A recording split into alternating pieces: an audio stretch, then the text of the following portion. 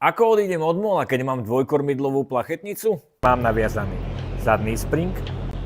Toto lano ma tým pádom nezaujíma. Tu mám veľký golový fender. Zapriem sa do toho fendera. A do toho lana hlavne. Spiatočku.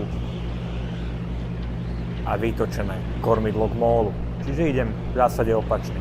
Pozrite, ako mi pekne postupne tá špička odchádza.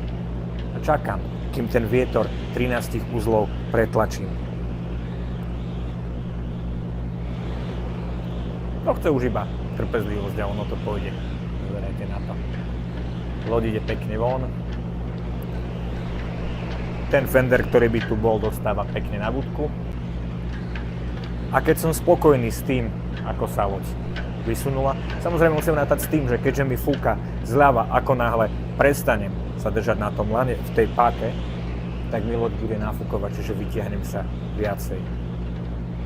Pripravený, vyradím, zrovnám kormidlo, radím si späť, aha, pozrite, lano sa už uvoľňuje, cvak je preč, pridávam a odchádzam pekne von.